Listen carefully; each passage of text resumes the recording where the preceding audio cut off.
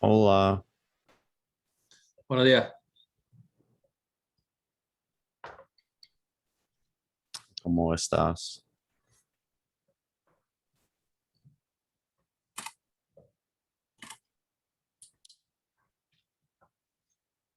Guys, don't forget your numbers, please.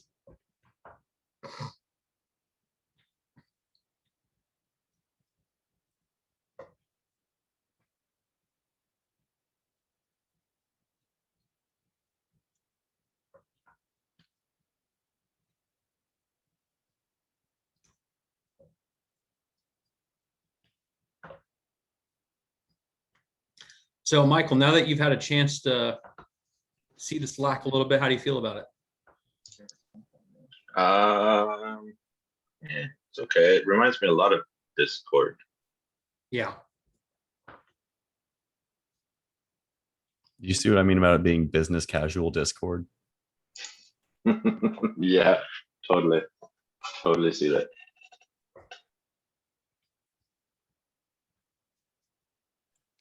I have a question. I can't figure out how to like add myself to the hidden channels. Like I don't know why, but I just can't find the button to see all the channels. Like I can pretty much only find them when someone sends the little link to it. So I don't really know. I don't really know how this thing works yet. Here, hold on. Well, I think all you have to do. Can you guys see all the channels I have over here? Mm-hmm. Mm-hmm. Right now, I don't have anything that's private. So whatever's there, if you're not a part of it already, tell me and I'll add you right now. Okay, let me go Well, what you can do, Leah, is if there's a meeting, a channel that you know about but you don't see it, you can just go down to the Add Channels button and then click on the Show All Channels, and then Oh, that's where it once is. you or Okay. browse all channels, yeah. Yeah, And then you can. I assumed that button was like me adding a channel, like a new one or something. I don't know. But thank you. So let's see. 1, 2. I guess everybody's here. I guess where recordings are going to be posted as well? Well, usually I don't. What are you looking for specifically? I don't know, just because like a lot of these lectures are recorded in case there's like, oh hey, I think I missed this, or I'd like to hear it again or something. Usually because I have a lot of editing to do. Mm-hmm. So usually I wouldn't post these lectures until for the next year. So if you can't find what we're what I can do is I can upload them to my OneDrive. Mm-hmm. And then I can share access to that directory if you'd like. Just remind me later and I'll do it, okay? Okay, Yeah, cool. that would be great, yeah. Because usually, sometimes we talk about things that maybe I don't want public, or if somebody shares their screen and, you see their password or whatever, usually I like to go in, but if it's just for you guys, I'm going to ask that you don't publicly share them. It's just for us. That's fine. Then I can share access to them, okay? They won't be uploaded until, so usually, like, for example, the playlist from last year is up, not all of it, but, the first part. Let me also say this. In general, I would recommend, in particular, if it has to do with the first 2 weeks, while you're under my care, your questions should always go in this order. First to me. If I can't answer your question, then you can contact Dr. Lobo. And then if Dr. Lobo doesn't answer your question, you should ask Dr. Shaw, but he should always be your last line of defense. Really, he's going to be more for super high level questions, something like that. And then once you go off to your individual research groups, you'll always want to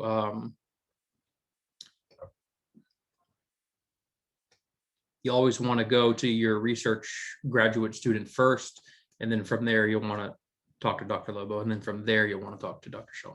Okay, or you can talk to me first, actually, if you have any questions. Okay. So, any questions before we move forward? Robert, is it possible that we can share the slide which we go through together this morning into the Slack so we can take a review of it? Yeah, this one.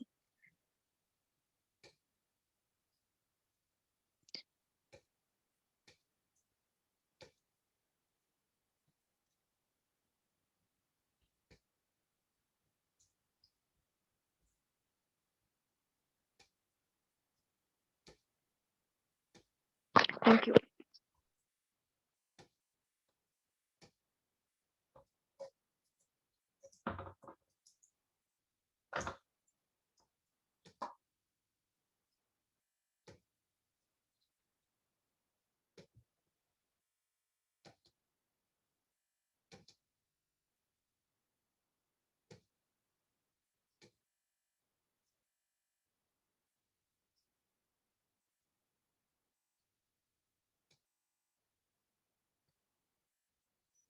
So just a quick little, let's just talk about the schedule real quick, okay?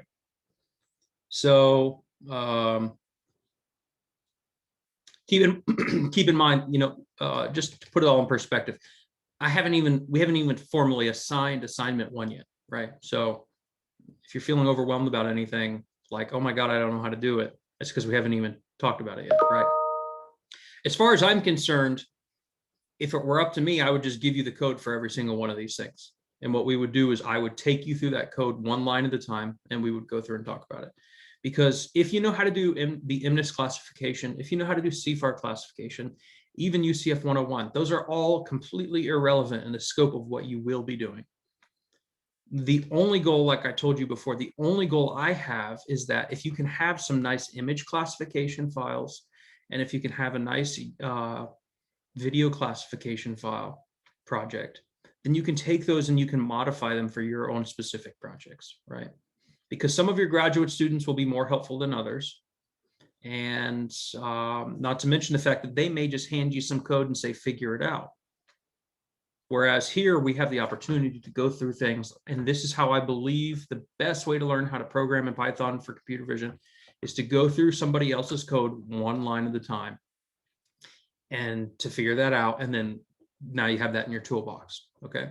So the only thing that really matters outside of this little group is that Dr. Shaw will want to see your results for these things. Okay. He's going to ask, I've been doing this enough years to know he's going to ask you, what were your results? And then he's going to say, you know, why were your results better than your result? Blah, blah, blah. Okay. So right now, what I would like to do is we can take a look at the remainder of this. Okay. Because I'm not sure how much, let me see what's left here.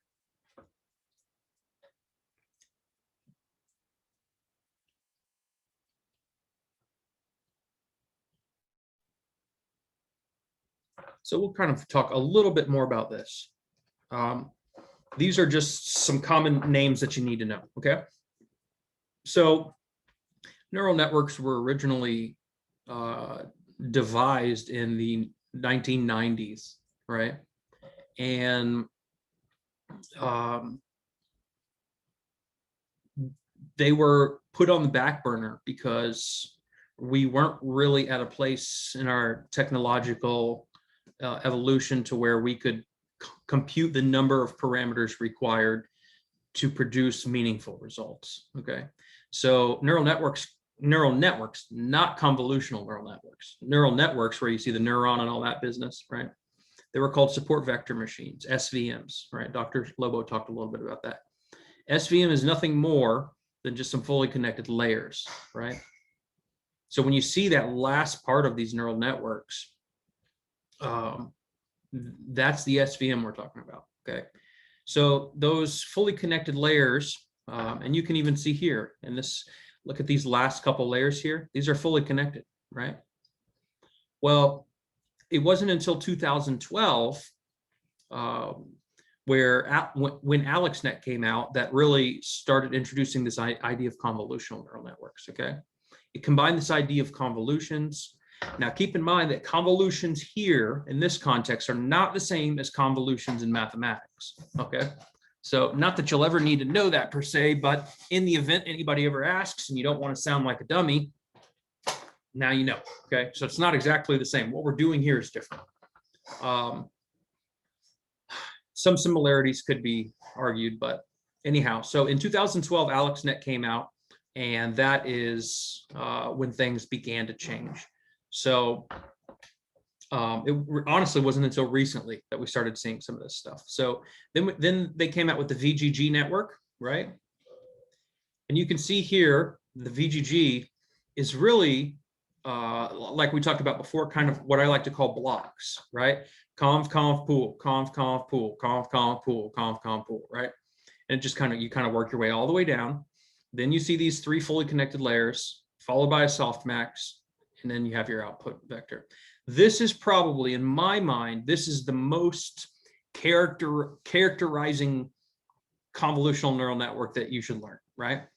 It is the most basic, straightforward model. It's a decent performing model on some of the toy data sets. So this is the one we're going to work with, okay? Let's see here. Okay, ResNet, or quick question. Is there any? Sorry, I lost you, Chu. I heard, is there any, are there any, and then can't hear you. Oh. Okay. Can you hear me now? Now I can hear you, yeah. Okay. I was going to ask if there was any particular reason to have 2 convolutional layers and then 1 full link layer, like why that specific pattern? I wish I had a good answer for you, but I'm not sure I do.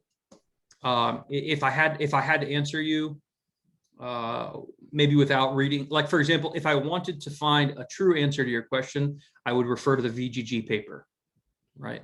To kind of get an idea to their insight. However, just off the top of my head, a lot of these types of things are learned empirically.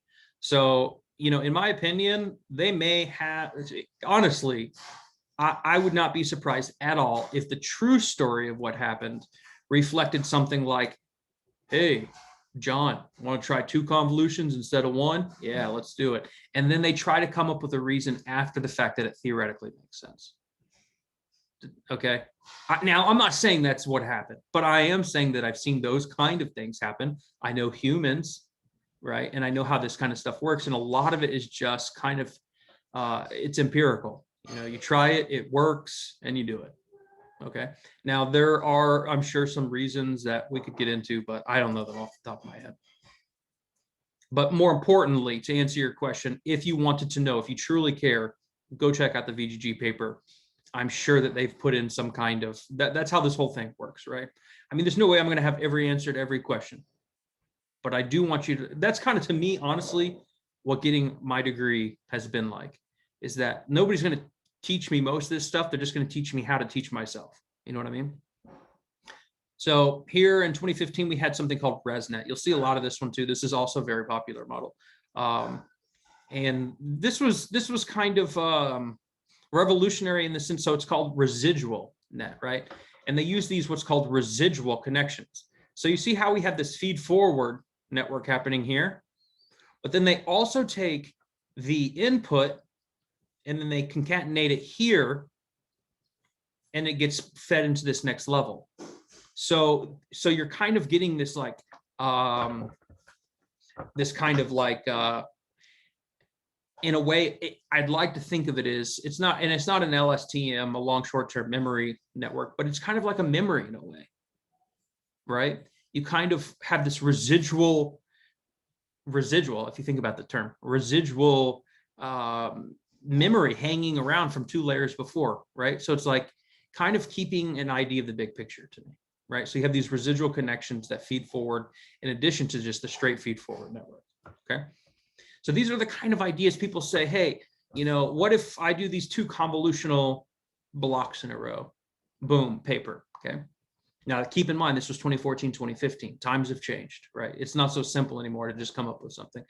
And then somebody came along in 2015 and said, hey, what if we concatenate the results from here all the way over to here, and then we run the network on that. Boom, paper. You see what I'm saying? So these are the type of novelties that originally push the field forward, whereas anymore, it's got to be, a little bit more in depth, considerably more in depth, honestly. Let's see, dense net.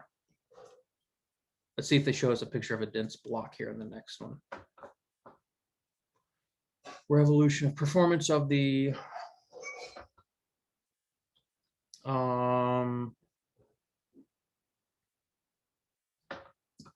I'm not going to spend too much time with this, okay? But you can kind of see the dense block, right? See how the dense block takes the output and it has these residual connections kind of like in a fully connected way, right? See how this guy connects to all four of these, and then this one connects to all of the, you see what I'm saying? Maybe it's not all four, but that's the idea. It's like these residual connections feed forward into several new layers. And so this is kind of this terminology. See how we have the block? The block is kind of something that's going to be repeated over and over again, right? So you could say here, why did they do a convolution and then a pooling after each block? Well, they probably just found empirically that that worked best, right? So it's kind of like a fully connected layer, but the layer itself is fully connected to itself in a sense. Yeah, it's kind of meta, it's kind of, those are the kind of things that used to get papers, it's like, well, what if we took that and added it? What if we took ResNet and then we added it, made it a meta fully connected layer? Those kind of ideas, those are the things that, people used to drive the field forward. Now, it's much more difficult to get papers, but you can see here, so on in these challenges here, you can see what is this, performance of the recognition networks. I'm assuming this is showing the error, okay? Because 152 layers, that's funny. Yeah, I'm assuming that this is showing, if I had to take any, so first of all, yeah, so error, so lower is better, right? So this is the worst, this is the best, ResNet's performing the best here. And I think if I had to take away anything from this, it's that we started with these shallow networks, right? And they got progressively deeper and deeper. Now, I would like to say this. You all have seen, I think, firsthand or heard from others in the group, that more layers does not automatically equal better performance. It's not true. And however, we have found that more layers can improve performance, but they have to be strategically placed, right? And it's not even strategically. Sometimes it's just heuristically, okay? Autoencoders. Here, autoencoder is this, okay? We're not going to go into this because we personally as a group are not going to work on these, but I'm going to just tell you what it is so you know, okay? Can anybody look at this picture that doesn't already know what an autoencoder is and just tell me what it is? Just want to take a stab in the dark. I feel like the picture's pretty. It takes the input and it maps it to something that's the same size, so it's encoding it as. That's exactly. Else. Yeah, that's exactly right. So basically, like if you were to cut it off right here, okay, we would just have a normal like kind of convolutional network, right? When you see the convolutional neural network pictures, they kind of always have this, inverted pyramid shape, right? So here's the idea. So let's say we have a neural network, right? And let's say at the very end, a convolutional neural network. And at the very end, I have two fully connected layers, okay? I have a 512 dimensional vector, and then I have a 10-dimensional vector. Let's say it's a 10 class classification problem. Now, what can happen is at that 512 vector level, before what we called the classifier, before the classifier, if I take those 512 dimensional vectors, we call those embeddings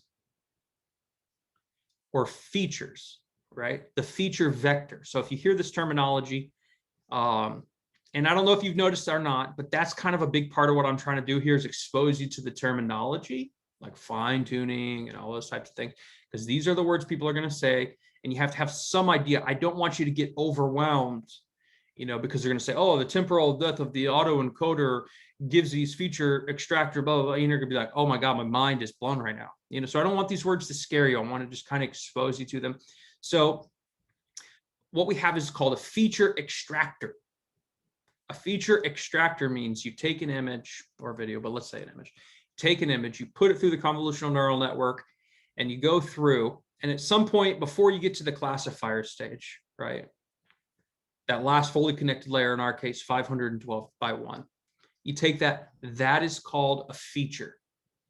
And then you can take that feature and you can do things with it. In this case, you're going to encode into a feature, and then you're going to decode the feature back to something else. Oh, I'm sorry, it should be going the other direction, right? So you're going to go up, you're going to encode it into a feature.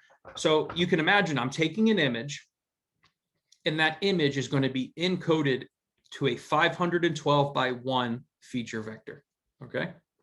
Those feature vectors live in their own vector space and tell us things about our original image. They're supposed to represent our original image in some way. Now, autoencoders then decode that feature vector back to some output that, like Chu said, is of the same shape as what we were talking about before.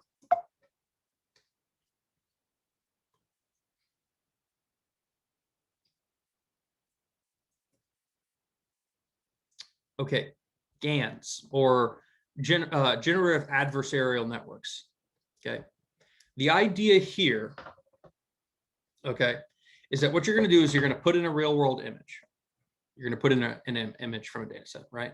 And then you're going to have some other thing here. It's called the generator. And then here, you're going to have what's called the discriminator. And the discriminator is going to attempt to discriminate between the real world image and the generated image, right? And the goal here is to minimize the difference between those two things so that you can fool the discriminator into thinking that the generated thing is the same as the real world thing. Okay, so I'm sure a lot of you have seen these things. Like, for example, I've seen articles that said this picture of a person is not a real person. Have you guys seen those before? Right? This is not a real person. Well, those come from Gans, right? So they're trying to generate these images of people by training them on. So you're feeding in real faces into this thing. And this thing starts by generating just random noise, and then it's going to get a bad loss. Okay. This thing's going to say, no, this is fake, and your loss is going to be high. And then it's going to back propagate. Then on the next round, it's going to do something a little bit better. Just a stick figure this time, right? And it's going to say, well, I can still tell a difference, but my loss is a little bit lower. And it's going to keep doing this over and over again until it can start to generate things that it can't tell the difference between a real and a fake person, right? Like deep fakes or deep other things that we've all heard of, right? There's some actually rather interesting projects based on this. Like there's thispersondoesnotexist.com, thiscatdoesnotexist.com. Yeah, And that's exactly what I'm talking about. Yeah. And for the more anime inclined among you, there's waifu labs that uses Gans to, well, generate your perfect anime waifu. So that's a thing. Wow. I've done some stuff with Gans in the past, though, just to like generate new images based on things. And it's really cool to watch it train from you can't even call it noise. It's just like these weird shapes, and then it like contorts into the image that you want. They're very cool. Yeah, I'm sure you could find, like, if you like Google, like some cool GIFs and stuff. Like, for example, you know, this is how they do like the paintings, where you can do like a painting in the style of Van Gogh or something, and it can change the style. I'm sure you've seen those filters before, that kind of stuff. All right, so those are important. Dr. Robot, we'll talk more about those on Wednesday. Interesting applications using Gans. Generate images from textual descriptions. So, I mean, this is pretty much what it says. So here, I guess, basically you can, a man with glasses minus a man without glasses and a woman without glasses gives you a woman with classes. So these are all generated here, right? That's funny, right? I mean, obviously it's not minus plus exactly like that, but it's kind of the idea. Now I want to know about other latent arithmetic operations. Oh, I'm sure. See, oh, here's what I was talking about. Yeah. For example, you can take a photo, you can take a Monet and you can go into the direction of a normal photo, right? You can take a normal photo and you can make it Monet-ish, Monet-esque. You can take a zebra and switch it to a horse. You can take a horse and make it into a zebra, right? This is the kind of idea. Okay. All right, that's the end of that. So I've shared these slides with you. Does anybody have any questions about these? Okay, good. Now what we're going to do is assignment 0.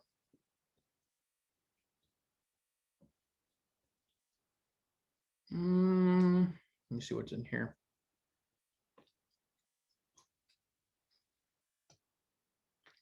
I just have a question. I just have a question on assignment 0. Has the code changed? It's because I went to the link that you had in the PDF for description for the assignment. It gave me like a 404 error. Yes, I updated the markdown here. I updated the README. I didn't update the PDF. So thank you for the reminder. So you can just go here, right? Blah blah blah.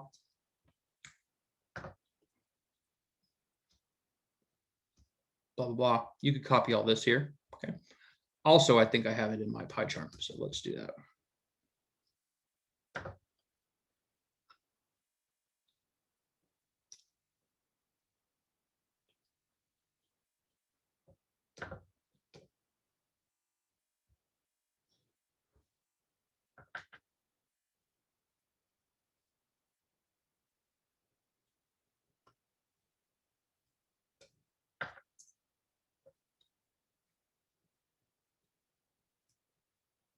Okay.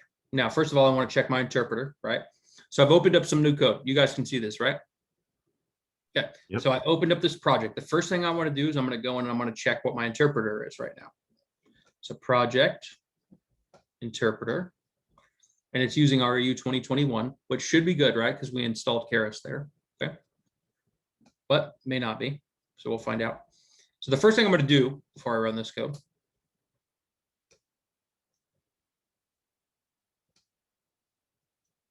okay, so I'm going to go through these imported packages up here. Let's see what this is. I'm going to go through these imported packages up here, and I'm going to make sure that there's no red squiggly lines. Okay. Okay. So import numpy is NP. We've talked about that, right? From data sets, you can import MNIST, right? So this is pretty straightforward. From models, I want to import sequential. We've talked about that. Dense, dropout, and flatten. We've talked about that. Is anyone unsure about any 3 of those terms before I move forward? Dropout is done randomly, correct? Not randomly, no. I mean, like there's a percentage, but of terms that are removed. Oh wait, no, it's the terms that don't count. That's right. Yeah. So let's actually the threshold. So I feel like I've heard it in like multiple ways. So.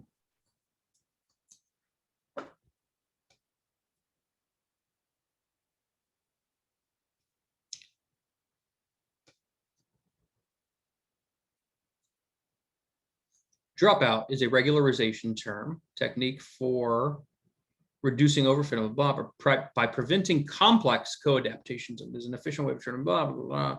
Term dilution refers to the thinning of the weights. The term dropout refers to, oh, you were right, randomly dropping out or admitting units, both training process of a neural network, both the thinning of, so I guess dilution is actually what I was referring to earlier. Both the thinning of weights and dropping out units trigger the same type of regularization, and often the term dropout is used when referring. Oh, okay, yeah. This is. So that's exactly what I did this morning. That's funny, right? So I guess to answer your question, so dropout technically means randomly dropping the weights, right? Whereas dilution, which is a word I've not heard before in this context, dilution means getting rid of them meaningfully, right? Okay. Okay, that makes sense. So Figured it was dependent on something. So convolutional 2D, blah, blah, blah. And here we go. From Keras, import backend as K, right? So what is the backend that we're using here? Does anybody remember that? TensorFlow. TensorFlow, that's right. Okay. Now, batch size. Now, keep in mind, I copied this directly from the Keras website, okay? But there are some things I edited. So in the, here, right? For example, I tell you to do some stuff here, okay? Right, those I've done those things. That's my point. All right, so batch size is 128. It doesn't always have to be a factor of 2, but that's pretty common, okay? Batch size is typically something like 128. Now, if you were to say, well, I have, you know, let me see here, how many images?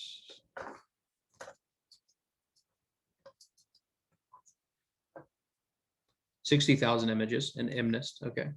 So I have 60,000 images. Well, 60,000 is not divisible by 128, right? So what's going to happen? And usually what happens is, so we're going to go through our first epoch, okay? And I'm going to do 128 images, okay? Now there's several different ways that you can choose. So the batch size is 128, okay? And I'm going to go through this. So we're going to run 468 mini batches through for a single epoch. Is everybody cool with that? Okay. Now, on that first mini batch that I send through my network, I'm going to choose 128 images. Now, there are several ways you can choose. Okay. You can choose to distribute evenly. For example, in this case, we have 10 classes. Right? Now you can see it's not evenly divisible, but you can do your best, right? And it's a weighted type thing. So basically you can say, I want, you know, 13, 13, 13, 13, whatever, or 13, 12, 13, 12, some, you know, however it works out. Or depending on the amount of data, let's say one class has way more data than the other class, right? So what I can end up doing is I can actually striate the way edit the way that I select from each class so that it's weighted evenly for each mini batch. Does that make sense to everybody? So okay, now what's going to happen is we're going to go through this 468 times. And on that last time, there's not enough images to make up a whole batch, right? So typically there's also another option, but typically what's going to happen is you're just going to drop those remaining images, okay? And you're going to say, well, how can I just drop those images? Well, I'm not going to learn them. Well, on the second epoch, when you come back around, so on the first epoch, we're going to take some, here's our data set, right? And you're going to take some images out of there. Boom. Those images are not replaced. So now here's your data set. And then on the next batch, you're going to take some more images. It's going to get smaller. And eventually, all the images in your data set, you've started taking them and putting them over here. Is everybody with me on that? So you're going to start taking them and you're not replacing them. Well, then on the second epoch, you're not going to take them from the same place. On the second epoch, you're just going to say, okay, now let's take them from up here, right? So let's say the first epoch in the first mini batch, we may have images 1 through 10 in each class, okay? On epoch 2, it may be images 7, 37, 54, whatever. They're going to be randomly selected without replacing. So in other words, the mini batches are going to be different for every epoch. Does that make sense to everybody? Okay. Question. Mhm. Does your batch size times the number of epochs Does the product of that have to be equal to the number of images you have? No. So because the batch size, so remember this. This is what you should need to remember. For a single epoch, every epoch, your model is going to see your entire data set. In one epoch, your model is going to see the entire data set, excluding maybe those ones you throw off on the end because it's not evenly divisible, okay? So in a single epoch, we're going to break that epoch down into different mini batches, and we're going to send through images. And the images we send through in mini batch 1 for epoch 1 are going to be different than the images we send through in mini batch 1 for epoch 2. Is everybody good with that? Okay. Can I maybe can I try to explain it to see if I understand it? Yep, go ahead. Okay, so in every epoch, you're going through the entire data set, but the way you're going through the entire data set is you're going through a specific batch, a specific portion of it. So it's like 60,000 divided by 128. It's like 4,000 something. You only test it on 4,000 something, and then you take those out. And for the second epoch, you do it again, and you divide it, and you just keep on doing it. You keep on doing it. It's like a pizza. Okay, got it. So every time, each epoch, you're going to eat the whole pizza. Okay. For epoch 1, you're going to eat a slice of pizza. You're going to eat slice 1. And then mini batch 2, you're going to eat slice 2. Mini batch 3, you're going to eat slice 3. Okay. Now on epoch 2, let's say I want to start with slice 7. And then I'm going to start with, but you're going to, each epoch, you're going to eat the whole pizza. Right? Okay. Maybe I missed something, but how come we don't just make the batch size something that's divisible by the something that's divisible by the overall number? It's a fine question. It's a fine question. Honestly, as far as, like I said, convention states that typically this is a power of 2. And I don't know who said that originally, and I'm not entirely sure why, but here's what I can tell you. So, okay, we have 60,000 images, right?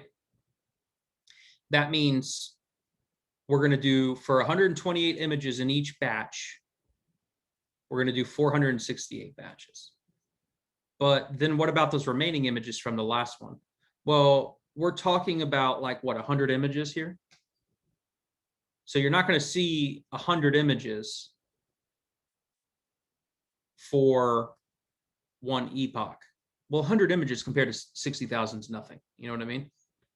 So you're going to throw away those 100 images. But on the next epoch, you will see those probably, you know, because it's randomized. The way you select them is going to come from anywhere.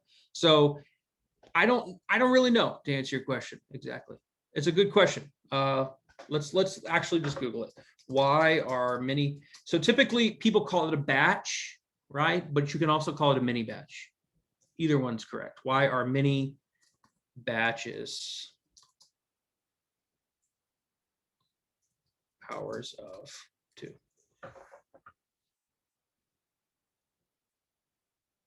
There you go. No wonder I didn't know the answer. I'm so not a hardware person. This is a problem of alignment of the virtual processors on the physical processors of the GPU. All right. That's a very interesting reason. Yeah, so it has something to do with the GPU processing. Okay. It has nothing to do with the actual deep learning side of things. So if you made the batch size 32 though with 60,000, it would divide evenly. So typically the goal is this. You want to make your batch size as large as possible without crashing your machine. Now, that was true, you know, a year or two ago. Now, is that still true? Well, at some point, we're going to get to the processing power where we could pass the whole thing through if we wanted to, right? CPUs turn to GPUs, GPUs turn to TPUs, TPUs turn to ZPUs. I don't know what's next, but what I do know,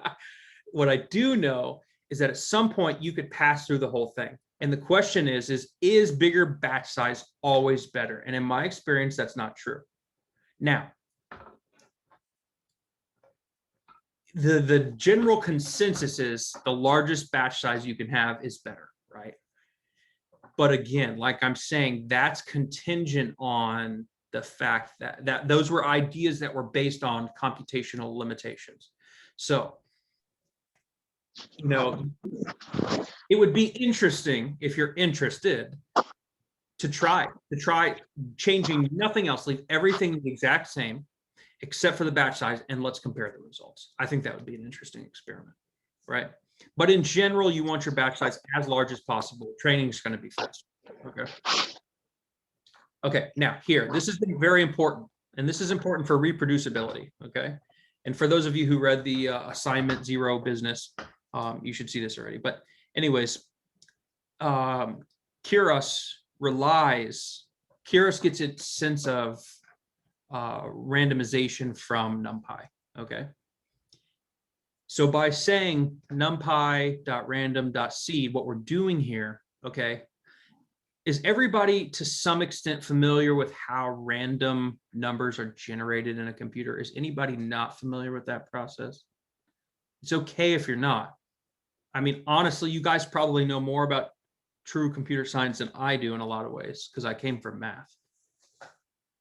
But the idea is basically that you start with some seed, and then you use the clock, the machine's clock, right, to produce some value or whatever. Okay, the point is it has to start from a certain seed. So if you start from a certain seed, then you're going to reproduce those results every time, right? So this doesn't have to say 0 here. You can start with your favorite number, whatever it may be. But the point is if you want to achieve the same results every time, then you need to use this, okay? Now, those results may not be exactly the same every time because some of the process of what we're doing along the way is going to be what's called non-deterministic, okay? In other words, it's going to take its own path along the way. It's not worth getting into here, and it's kind of meta, but the point is that in my experience, as long as you set the seed, you're going to see values that are close enough to where you can say, oh, these results are reproducible, right? Okay. Here, we're just defining some variables, okay? Image rows is going to be 28, image columns are 28. All I'm doing here is I'm just saying, because the images that are going to come to me are 28 by 28, okay? Those are the MNIST size. Now here, X train, Y train, X test, Y test, right? So. Yeah, I'm figuring this out. I'm sorry, one more time, Lee? I'm sorry. It's okay. So here, okay. To me, this is probably one of the most important stages of the game, okay? First of all, I haven't shown you this one if you don't know it already. Here you can use exit, okay? Which means it's gonna run your code to this line and then it's gonna stop, okay? So let's try it and see what happens. Using TensorFlow backend.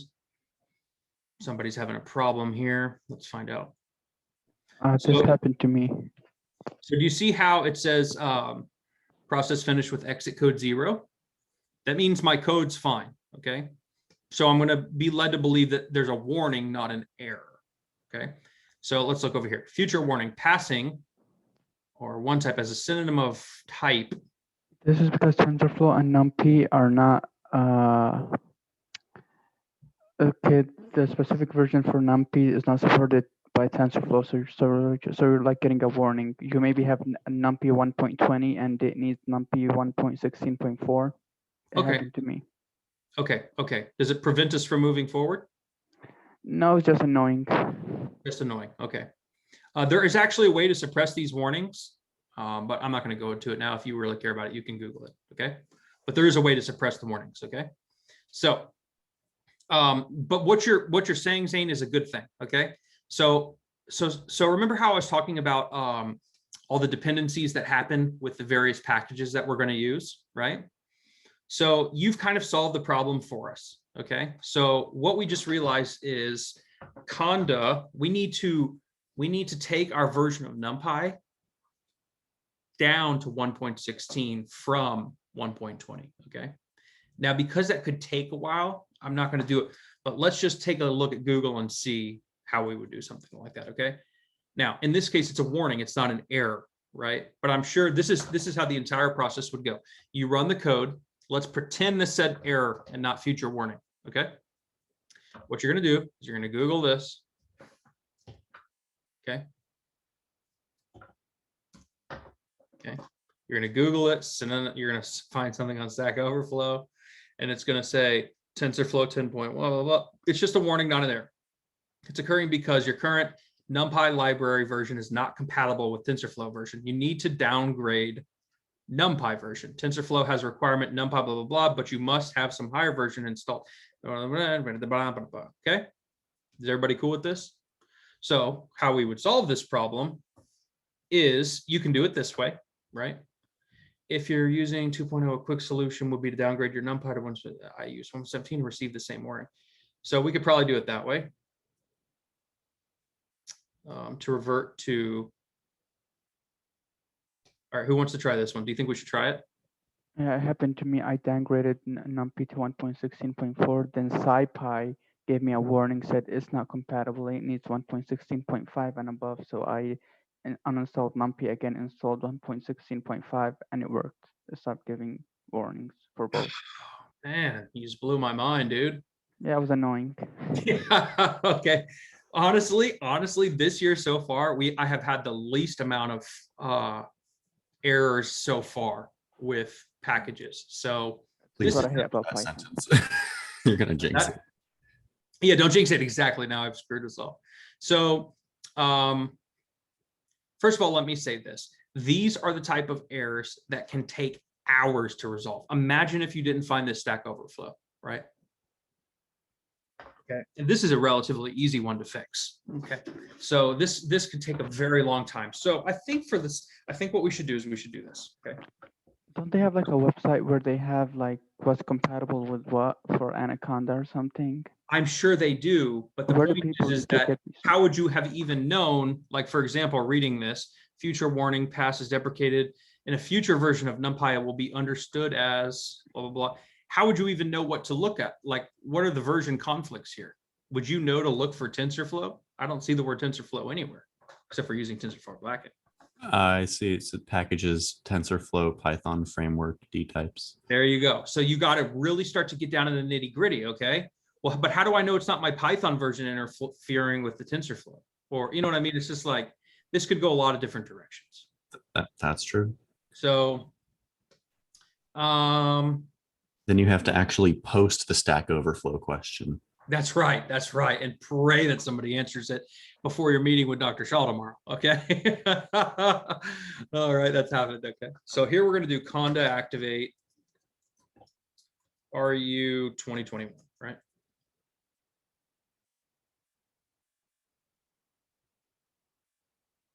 Okay. Now let me just try this straight out and see what happens.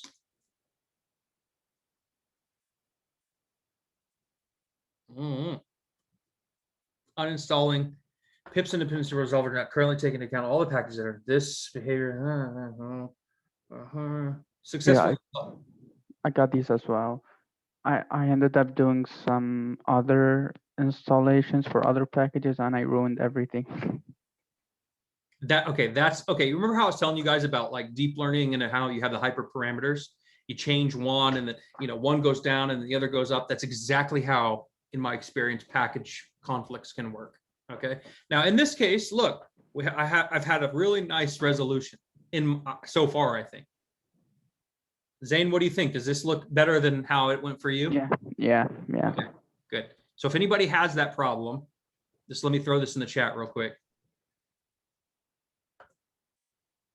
Kind of like a house of cards. Just hope you don't blow it over. Seriously, okay. You put one up and the rest of the others fall down. All right, so I threw that in the chat. Hopefully that works. Now, here's something I really want you to take away. Okay. You've loaded the data, right? And we were able to load the data in a single line because we have this nice little package from Keras, right? But let's pretend for a moment that it didn't work that way. Let's pretend for a moment that this was loaded from our own .py file, our own data.py, okay? Or let's say we wanted to make some modifications to this, like you will for assignment 1, right? Assignment 1, you're gonna have to make it smaller, and then you're gonna have to add some stuff to it. So one of the important things that I want you to take away from this is that I think it's always a good idea to first check the type and to check. So let's just start there. So here I'm going to print, and I want to know the type of xtrain, right? And let's just see what happens when we do that. Okay. Okay, so it's a NumPy array, right? So, okay, now I also would like to know print. Since it's a NumPy array, we can use x_train dot shape. Okay, you can use it like this, right? And then we also want to know not just the type of the overall array, but we also want to know the D type. I think you can do it like this. Let's give it a shot and see what happens.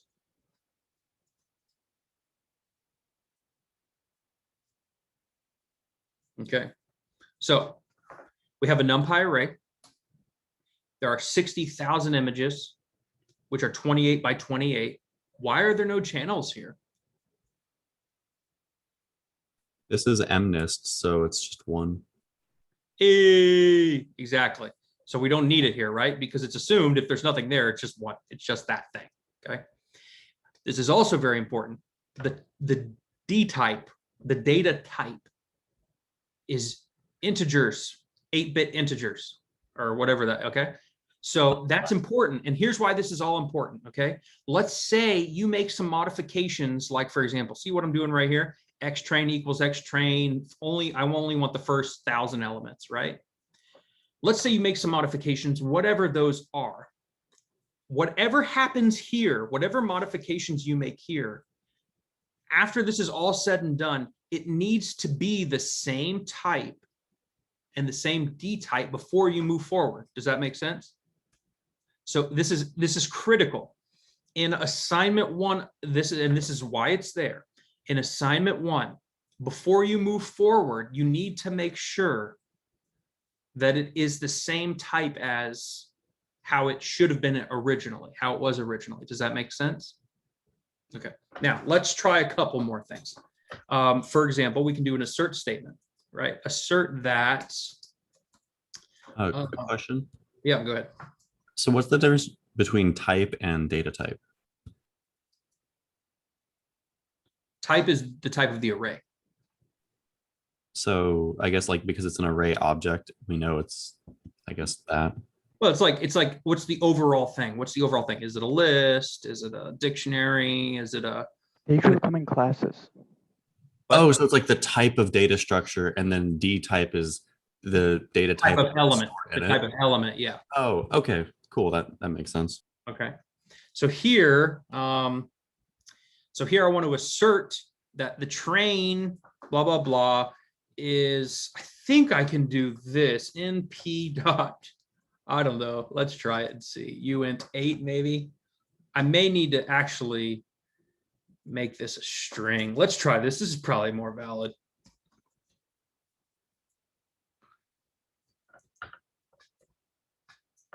Let's give that a shot.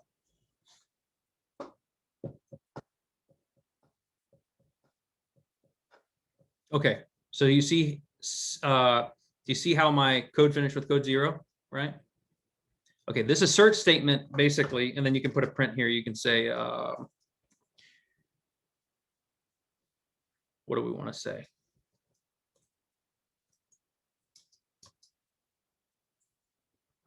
Can't use that. I'm a big kid now. Okay.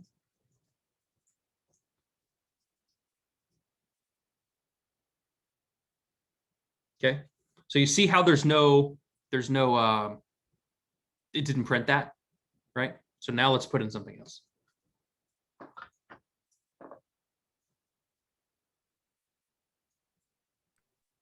I'm going to take a wild guess that because we're using unsigned ints, that we won't have to deal with negative numbers for most things. Well, actually, these are images, so. Depends. I mean, it depends. Like for usually out of the gate, no, you won't. Usually it's going to be 0 to 1 or 0 to 255, right? It's going to be 0 to 255 unless they're normalized, and it'll be down to 0 to 1. Okay. However, you can normalize the data further from -1 to 1. I've seen that, so that can happen. Okay. Does everybody see what I've done here? See how it says assertion error? Right. So basically, what I've done here is this. I can put this little thing in my code, and I can say, hey, make sure that whatever this turns out to be, and I made it a string, so it looks like a string, whatever this turns out to be is equal to whatever this string is. And if it's not, stop my code and give me this error here.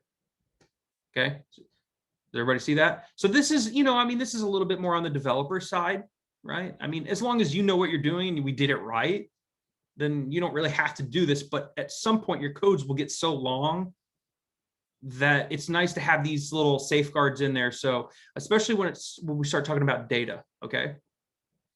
What if, I didn't do this safeguard and somewhere along the way, I never received an error, but it actually sent it through my network and I learned something on data. Since you can't look at the data, right? All right, I'm going to pass 128 images in about every second. Well, you're not going to look at 128 images every second. So for all you know, you're passing in black. And then you're going to tell me, Robert, my network's not learning anything. And it's not going to throw an error if your whole thing's black. Do you see what I'm saying?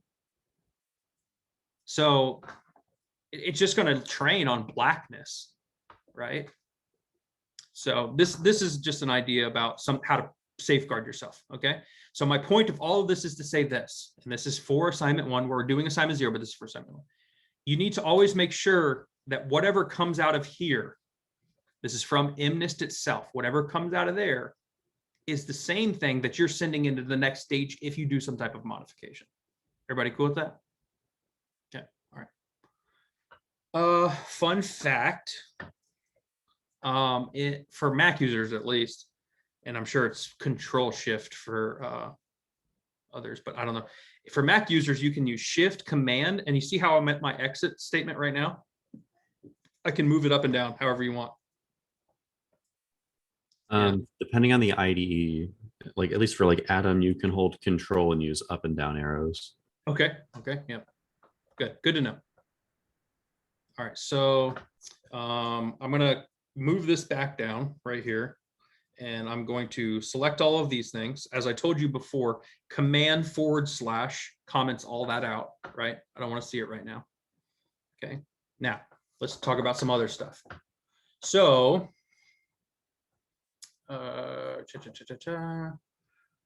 so X train, Y train. Now here, actually, let me uncomment this part here. Actually, let's take this and move it up. Uncomment it. And let's do X train shape print Y train dot shape. Okay. Now remember that dot shape command has to do with NumPy arrays. Okay. So for example, I don't know for a fact that Y train is a NumPy array. It could be a list because it's just comprised of labels, right? So it could be a list of labels. I don't know. So what if that doesn't work? We'll find out, right? But these are just some things to kind of give you an idea of what's coming. So let's do X tests here, dot shape. Okay. And then let's do the same thing for print Y, Y test dot shape. Now, why am I doing this? Obviously, I don't need to do this. I've done this assignment a million times, but I want to tell you that it's okay to do this kind of stuff. For me in the beginning, like I needed to be able to visualize the shape and everything along the way, because first of all, to keep track of what was happening. And second of all, because I wasn't always entirely convinced that I believed that it was the right thing, because you can't look at the data every step of the way, right? So it's okay to do stuff like this. In the beginning, if you have these print statements all over the place, that's fine.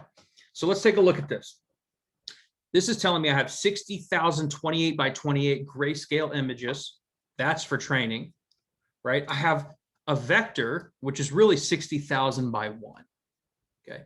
But this is 60,000 labels. That makes sense because I have 60,000 images, right?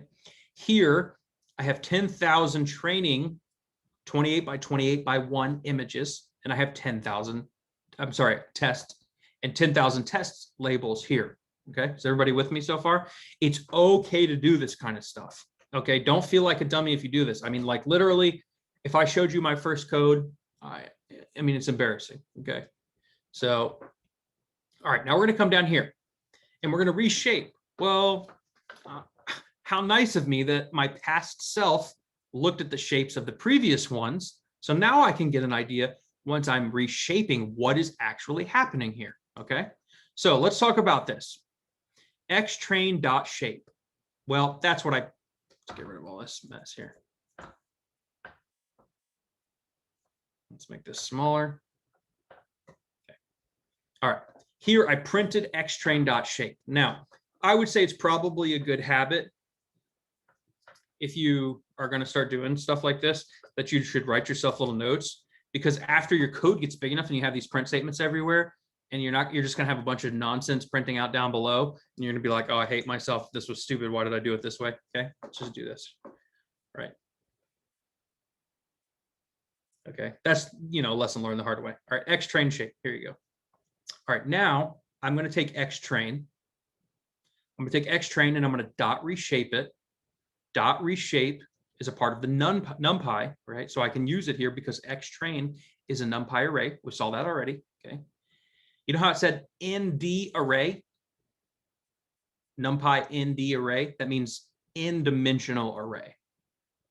Okay. So here, xtrain.reshape. Now let's talk. Here, I'm going to say xtrain.shape. Brian, what is xtrain.shape currently before I reshape it? It's a I'm going to give you a hint. Oh, it's yeah, yeah. yeah, it's right there. Okay, good. So now that you know that, when I use these square brackets and I put a 0 here, what is the value that's returned for that? Xtrain.shape, what is that? 60,000. Exactly. In other words, I'm indexing into that and I'm returning this. Now that's a little strange, right? Because normally we would index to array and we would pull out a value. But now we're indexing into the shape of that array to pull out that value. Okay, so you can see how things work a little bit. So now I'm going to reshape this. So in other words, I'm going to have 60,000. Okay, everybody good with that? Image rows, image columns. Robert, what was image rows and what was image columns? Do you remember what that was? Is it 28, 28? That's exactly right. And now I have one here. In other words, I've added that single dimension for the grayscale component. Everybody see what I'm talking about? So let's go up here. I'm going to comment all this out. I'm going to copy this line. I'm going to move this statement down.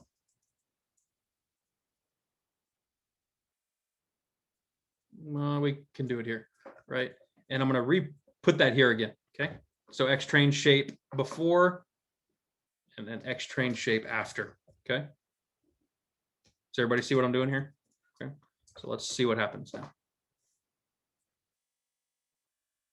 Okay, so all I've done is just it's what's called what's it called? It's not collapse, but I think it's expanding the dimension, right? So I didn't actually reshape this thing in a way.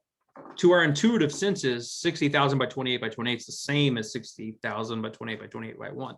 But for the purposes of the neural network, which needs the channel depth, right? That's a value that we're going to have. Okay, so let's move forward. Was it 4D now? 4 dimensions?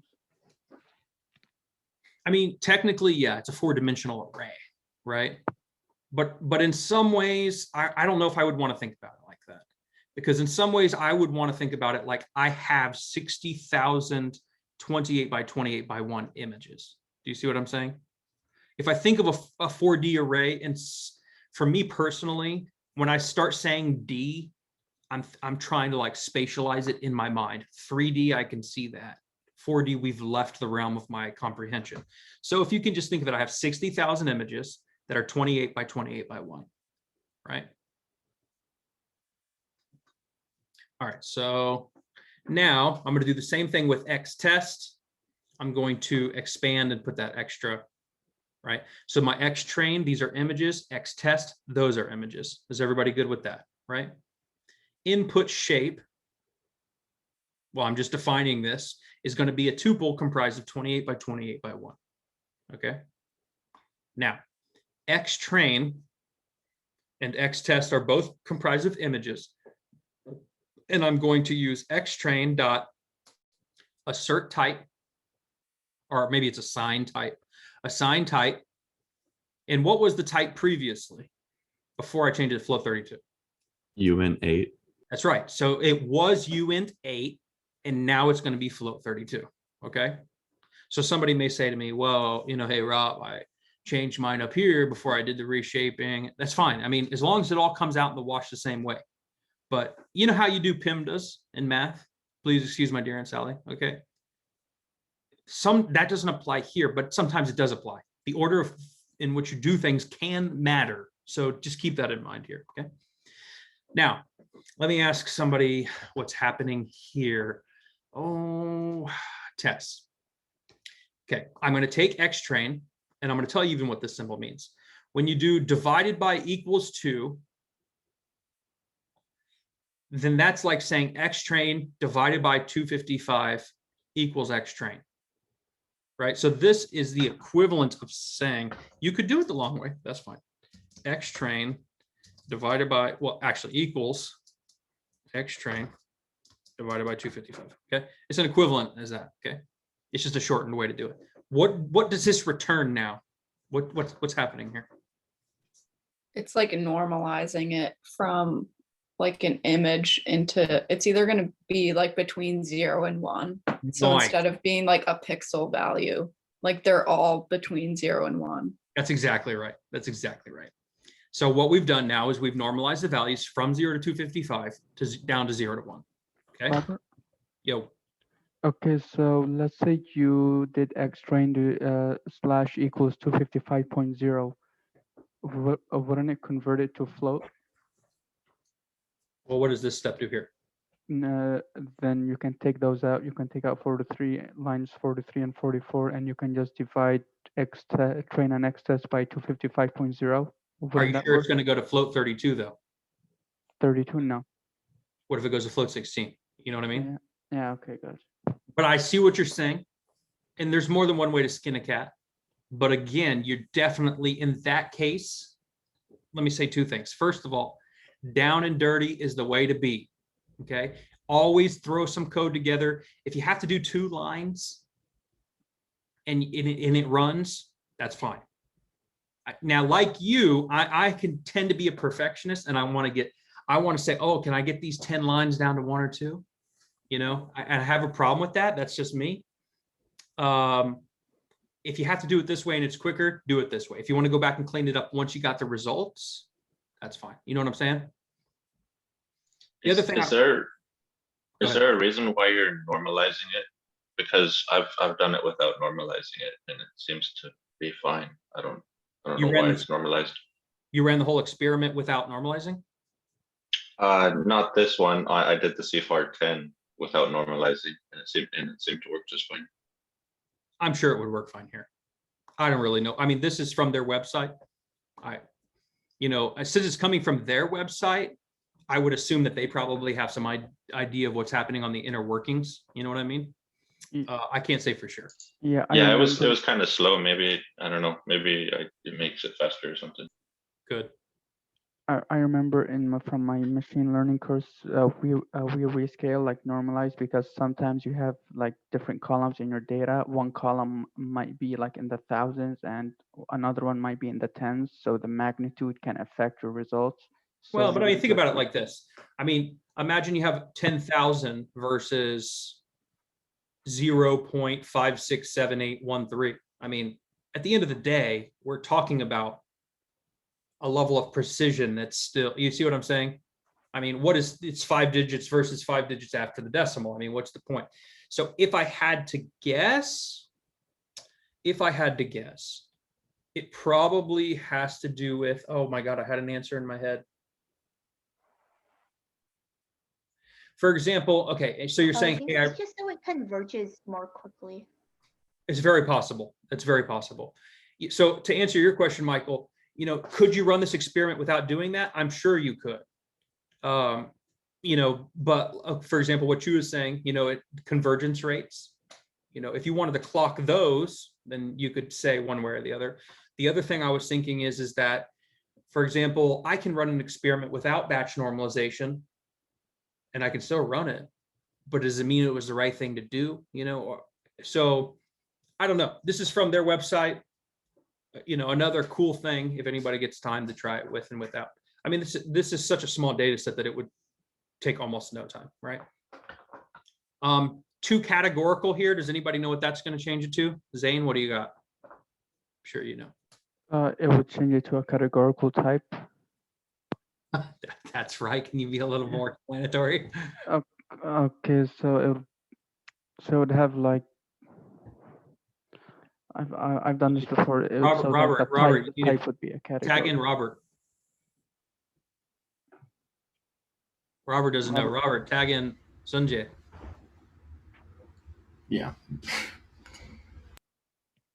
Oh, I think it would like associate the class with a cat, like each category a number, or So it just basically makes it one hot. That's it. oh yes, one hot encoder. It makes like To that the class category. one and the rest 0. Yeah. Yeah, I remember. So we'll pause here. Okay, we're gonna pause here. Let's take like I'll see you back at 3:55. Okay, does that sound good to everybody? Okay, cool. All right, I will see you then.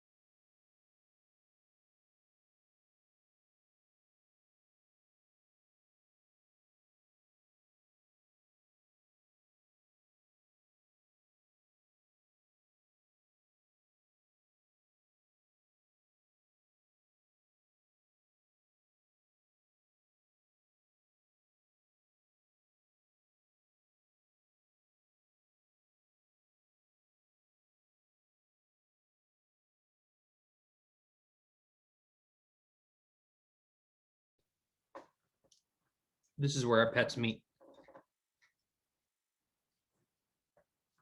Bunny, say hey to that cat.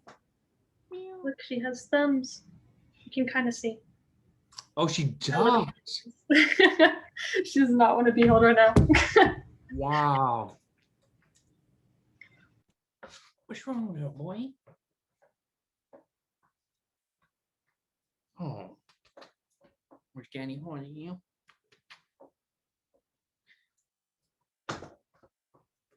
Okay, I'm gonna put you down. Go lay down, okay, boy?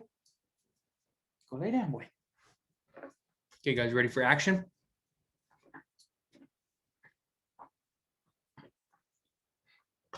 I had to go eat some Twizzlers to get my mind right.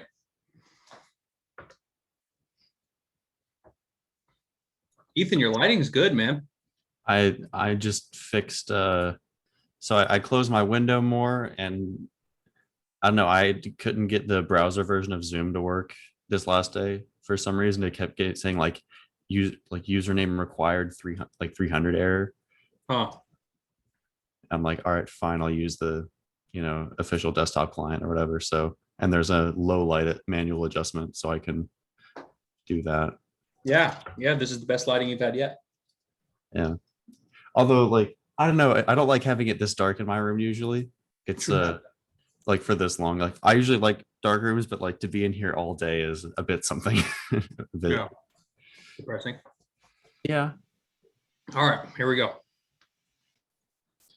So let me share my screen.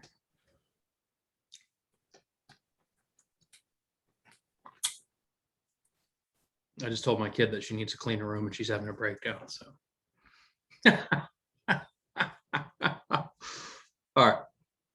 So here, as we talked about before, we're going to use model.sequential, right?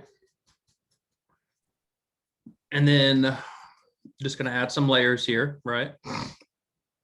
What's nice about Keras is that, and I think there was a slide about this, but it makes like prototyping a model idea really easy, especially if it can be done sequentially. I mean, like input shape here, you see how you just literally say input shape? Or should we define that up here, wherever it was, input shape, 28 by 28 by 1.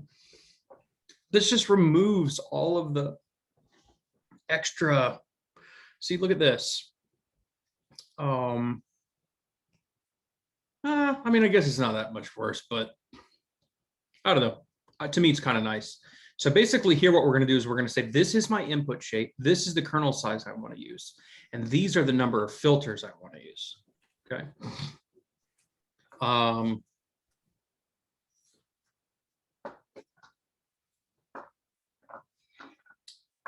trying to decide if we should talk about anything else here. As I told you before,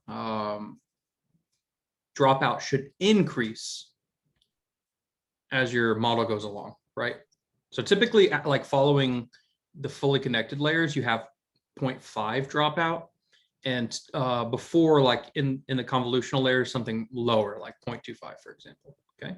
Is there like a convention for like a limit for dropout? I would say what you've seen so far with the 0.25 and then the 0.5. That's pretty much the only convention I've seen. Otherwise, it's kind of more of a try it and see kind of thing. Okay. And I guess speaking of dropout and conventions, should we add dropout after every layer? Because some of the models I've seen only have dropout at the very end before the dense layer. Kind of the same answer as I said before, but keep in mind, you're probably not going to create any model from scratch, right? I mean, you'll probably go to borrow a model from somewhere and then start modifying that, for example. Like when you look at ResNet, the residual model that kind of built on VGG, I guess you could say, I mean, you're going to take something that somebody else has done, and usually it will have dropout, or it'll have, batch normalization. It will have those things in there. And then once you've started to play with those things a little bit, you'll start to get an idea of a little bit more intuitive understanding about how you can use them. So I personally think that it would be a good exercise to get rid of dropout here and compare two things. Number one, your results So accuracy and loss. And then the second thing would be to compare the time it takes to run your model. Okay, those would be two little interesting things. All right, here we're going to print model summary. You'll see what that means in a minute. Loss function, we're going to use categorical, which is just called cross entropy. Categorical, I guess, as opposed to binary cross entropy, right? Optimizer, add a delta. You can use SGD. Another cool little experiment would be to try, the difference between SGD and add a delta here. And when I say try these things, change nothing else except for that. I actually did that over the weekend. I was kind of disappointed in how bad, so Atom was my baseline. Yeah. SGD and add a delta did significantly worse for this specific problem, which was kind of weird. So, yeah, Atom's usually the best. And then history here. I'm going to define this. X train, Y train, batch size. I've already defined all these. Epochs, verbose.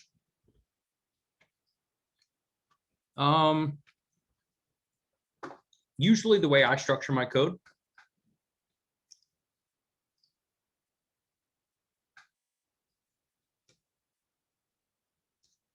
is I have a little section up top called initialize parameters. Okay, it's very similar to what you've just seen in that other one, right? But here in my initialize parameters, and sometimes people will even make a separate .py file for this, right? Called parameters or params. But here, basically, all I'm going to do is I'm going to say, my number of epochs, my batch size, my learning rate, et cetera, all that kind of stuff. Okay. So that's pretty much exactly what you're seeing up here. That way, you don't have to hard code it, right? So if you want to change your learning rate, and it happens several places or whatever, your batch size, you just go up to the top and change it. Blah, blah, blah. Here, I'll show you this one. Okay, so let's remove my X statement. See what happens here. Now I know Lee Meow said something like there's some warning or something. I don't remember seeing a warning. Look at the loss, by the way. See it going down? See the accuracy going up? Oh, does this not have the facility to erase the lines like it does in Jupyter Notebook? If I did it from the terminal, it would. Oh, okay.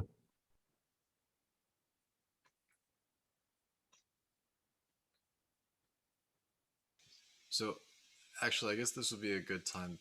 I meant to bring this up at the very beginning of this meeting, but it completely slipped my mind. Yeah, go ahead. So the link in the assignment 0 README that goes to the what is it? The MNIST code. It's on step number 2.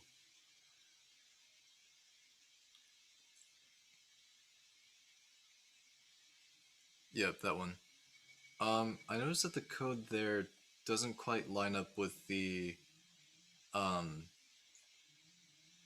that looks like we're supposed to be editing throughout the assignment. So I was just wondering where we can access the code that you are using right now.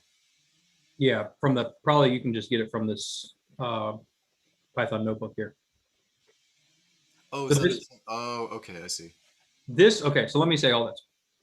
This code here from the Python notebook is the original code from the Keras website. Then the Keras changed their code and they changed the link. So I had to go in and change this link on here. You see what I'm saying? Yeah. Oh, that's what you're talking. Okay, I see. All right, let's see what's happening here. Where?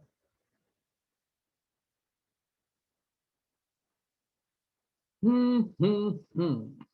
62 Okay, now I understand why that was error when I run it, but it's completely fine here.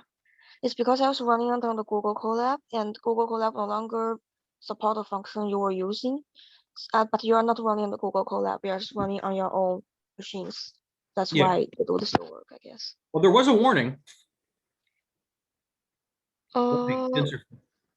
I mean, when I was on the Google Colab, it was not a warning, but it's an error. So it just says the code is no longer variable after certain time. Like they don't support this code this year on the Google Colab. But that's fine. I guess it still works on the machines. Okay. So remember how, let me see here.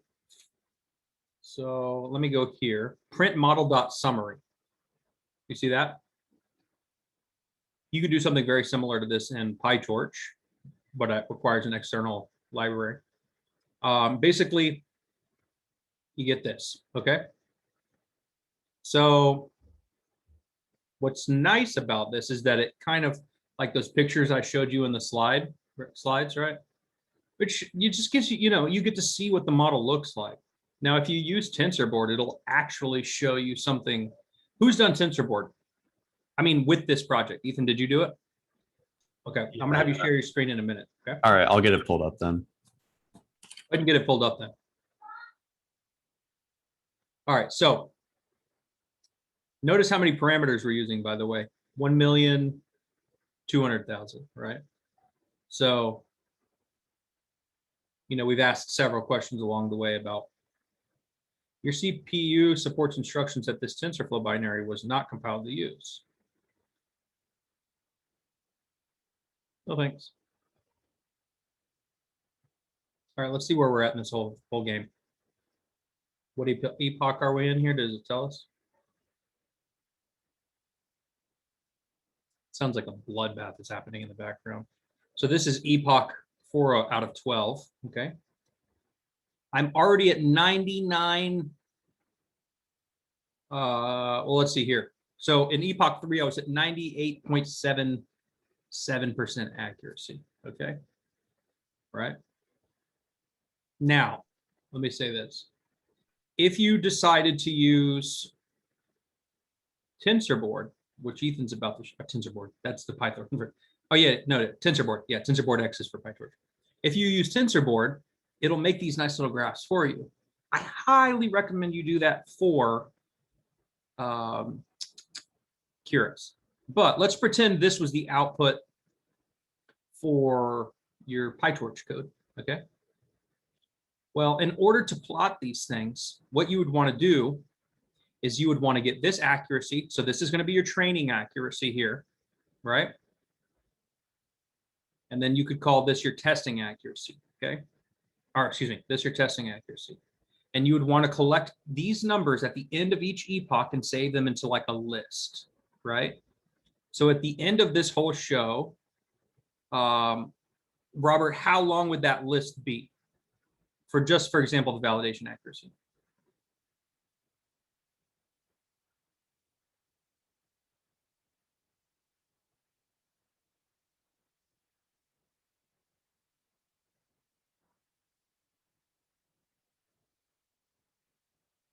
I'm going to help you out. So I'm going to store I'm going to define a list, and I'm going to say train accuracy is equal to empty list. Everybody understand what I'm saying? I can show you up here if you'd like to see. I guess a quick note, I only use TensorBoard on assignment 1, not assignment 0. So that's fine. Should I go back and implement it for assignment 0 just for Dr. Shaw? Yes, you should. Okay. Train act is equal to empty list, okay?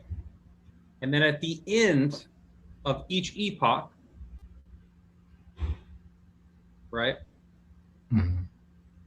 I'm going to append train accuracy dot append, and I'm going to append the accuracy at the end of each epoch. Okay, is everybody with me? And then I'm going to use matplotlib to plot that. So there's going to be 2 values. There's the understood, so it's going to be a list with 12 values in it, right? And that's 1 value per epoch. So on the x-axis, it's going to be epoch 0, epoch 1, epoch 2, all the way up to epoch 11, right? And then on the y-axis, it's going to be some value from 0 to 1 for percentage, or 0 to 100%. Does that make sense to everybody?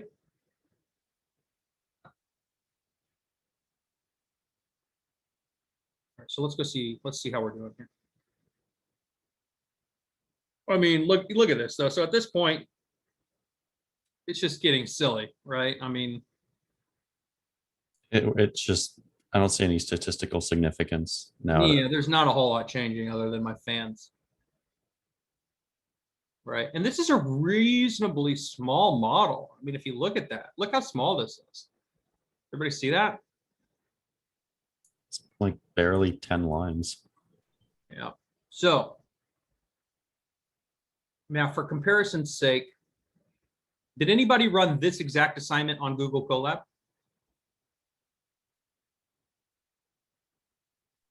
Zane, you I did? did before, Yeah. and it has the error because some of the codes here are no longer supported by Google Colab anymore. Okay, so you definitely will need to correct those, Lee, before you see Dr. Shaw, okay? I will try to run on my own machine, I guess. Yeah. No, that's fine. You can run it on your own machine. But either way, definitely everybody has to do assignment 0 for his sake. He's going to want to see your results. Does everybody understand that? Okay. Yeah, Okay. I think I use different code.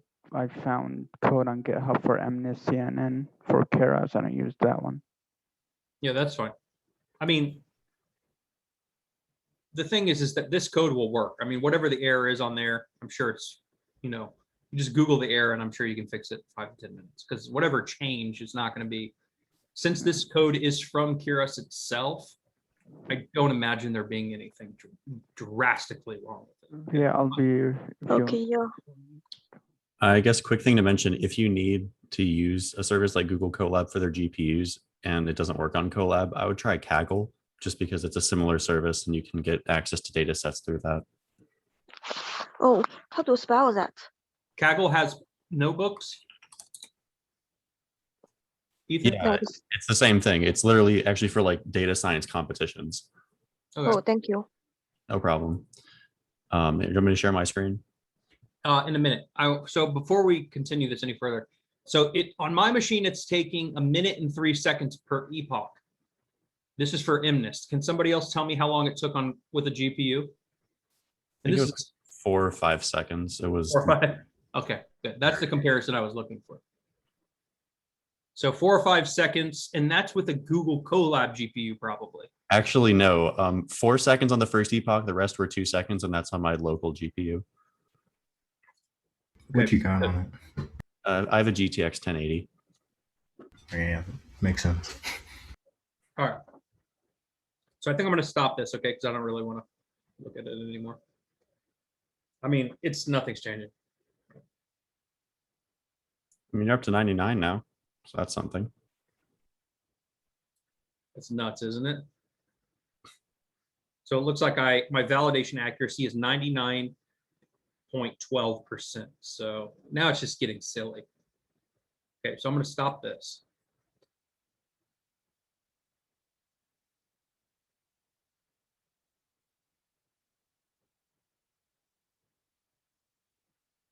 And Ethan, go ahead and share your screen and show us what TensorBoard is all about.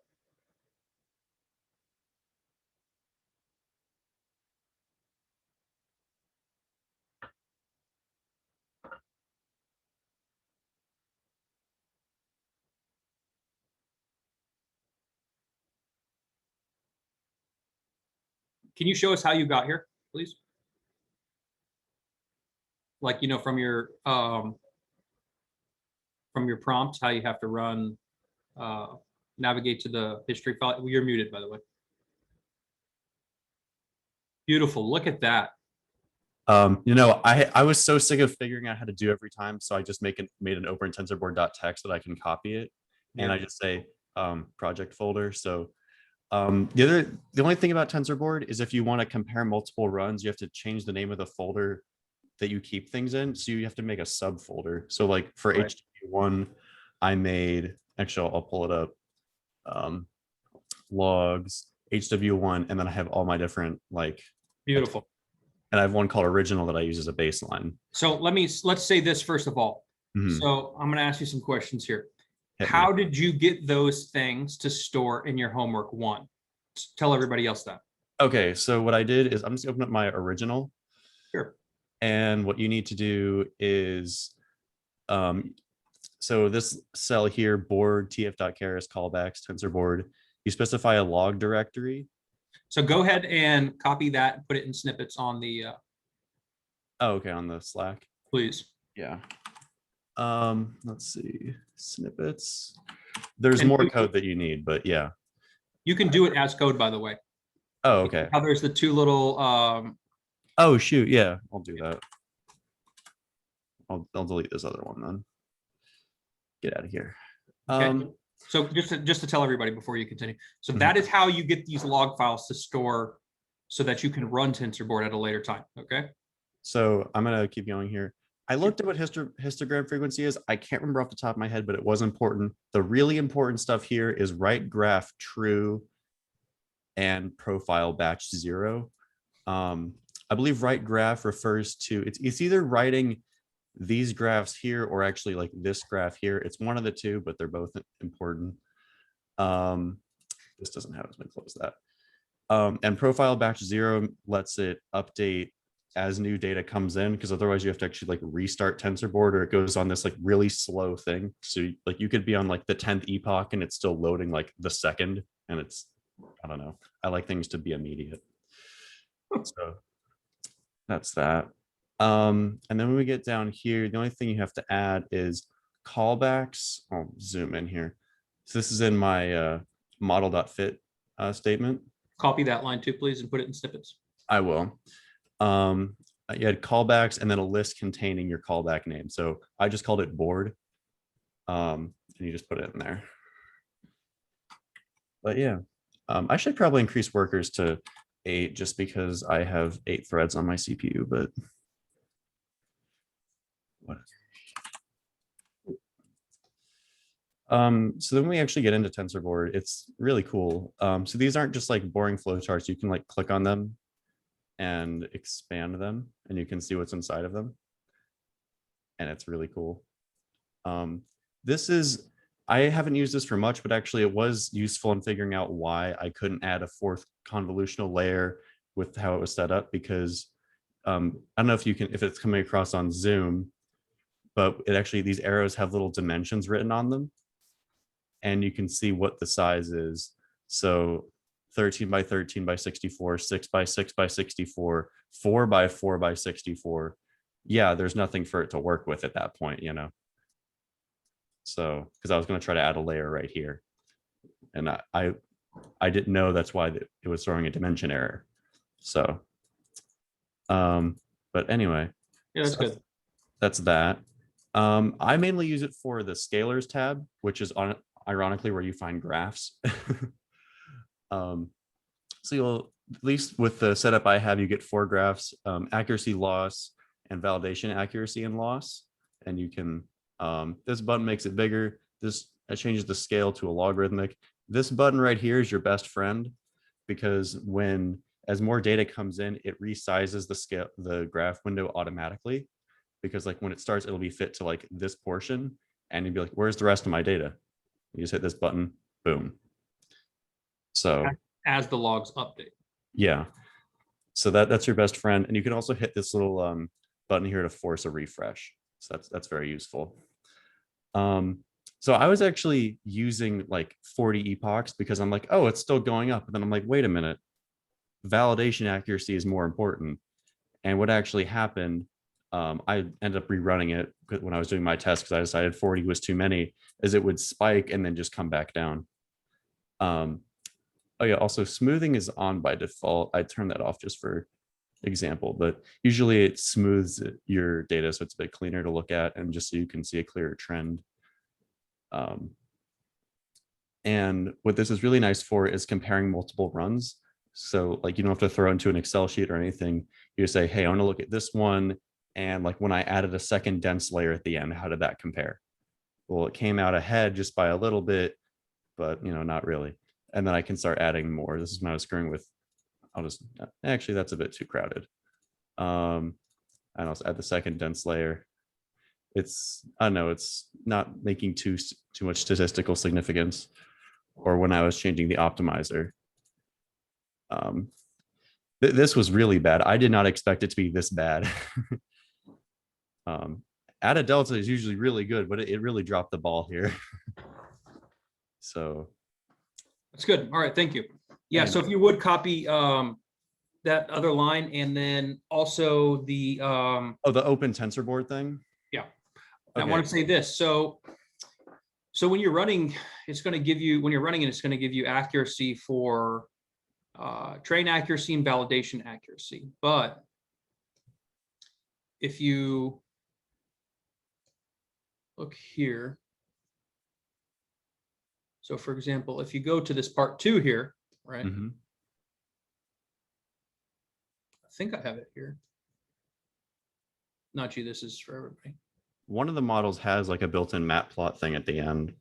Here, you want to model.evaluate. So this is where you're going to take advantage of, this is actually testing, not validation, okay?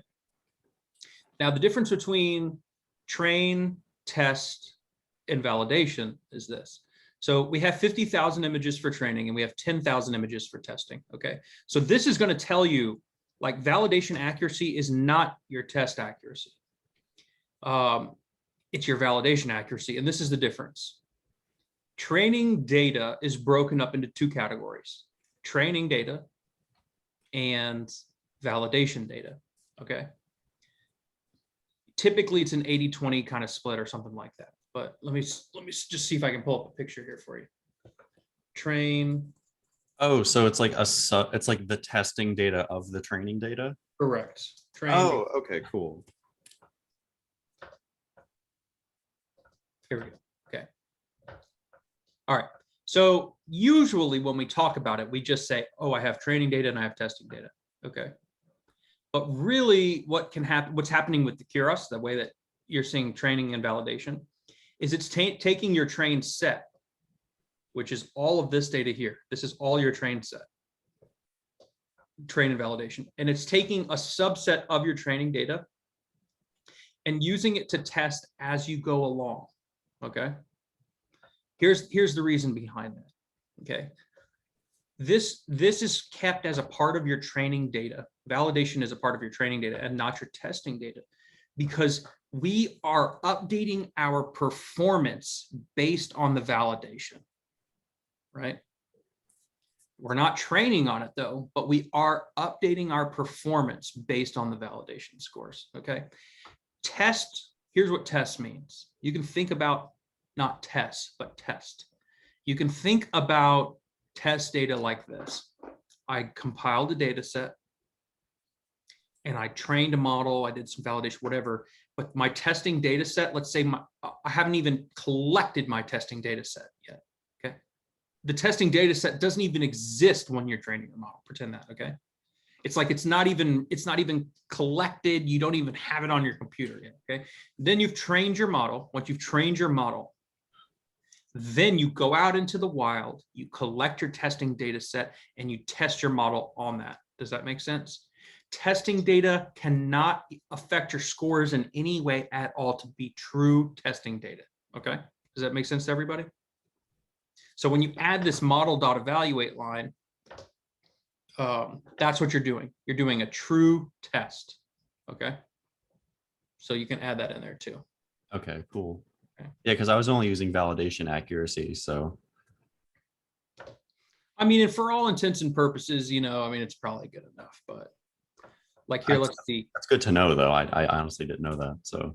This is saying validation accuracy is 0.9446. This is saying the test accuracy is the same. I mean, that should be pretty close to true. I think it's a little suspicious to me. I don't know. But anyways, when you start to use PyTorch, there's not a train, validation, and test. Keras breaks it up for you that way automatically. For your purposes, once you start to use either TensorFlow or PyTorch, you probably won't do that. Okay, but I just wanted you to be aware that this type of splitting data does happen. Okay. Okay. Now, that being said, this is pretty much all of assignment 0 that I want to talk about. Okay. You have to do assignment 0. Well, you don't have to do anything, I guess, but I highly recommend you do assignment 0. And because if you don't, most people are going to do it, and then you're going to look like a total nincompoop when Dr. Shah's like, well, where are your scores for assignment 0? Okay, so you definitely should do it. Now, let's move on to assignment 1. I don't think I have anything here. Okay. So CFAR 10 here.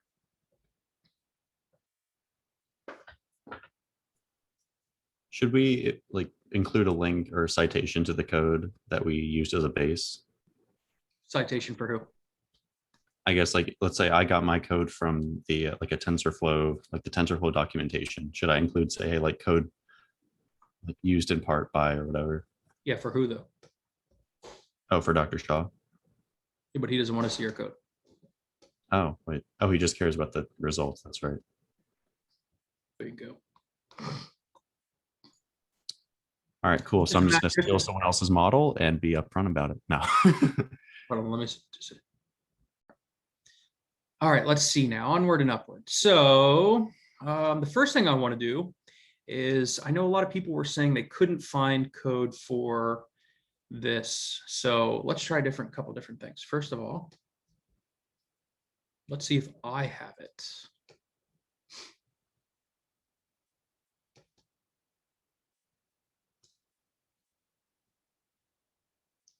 Assignment 0, CFAR 10 PyTorch. Clone gets maybe there.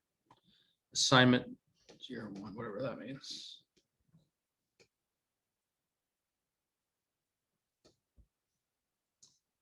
Frame extractor, hello world, i3D miscellaneous, maybe. Nope.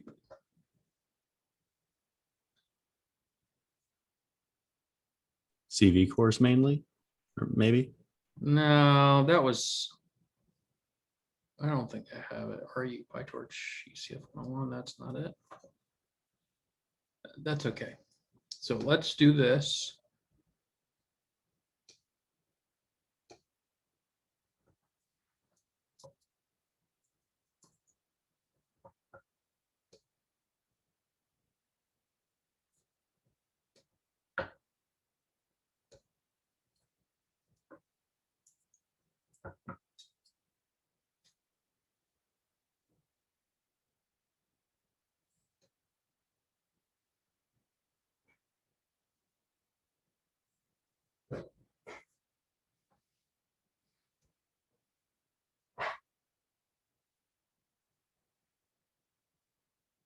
How did I end up on the Chinese?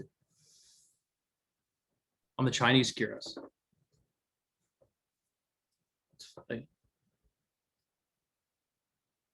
So here, we don't want this, but we can go here. Okay. This just shows you how to load the data, right? I mean, other than this, it's almost exactly the same thing. Does everybody see what I'm saying? Okay. All right. And then, you know, I mean, this is literally like, remember what we just talked about, how I printed the stuff? I mean, this is literally pretty much the exact same thing.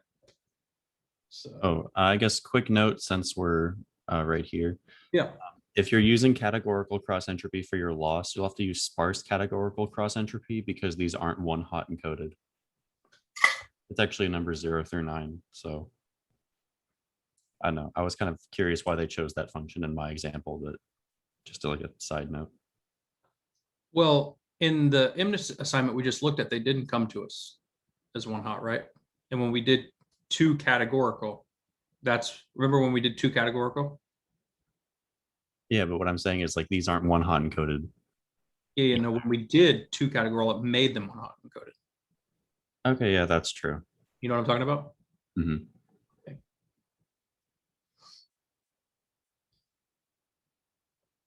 I guess I'm just saying like that option exists.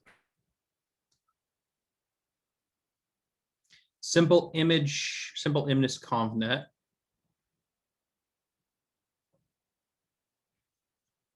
Audio, generative deep learning. A lot of examples here, right?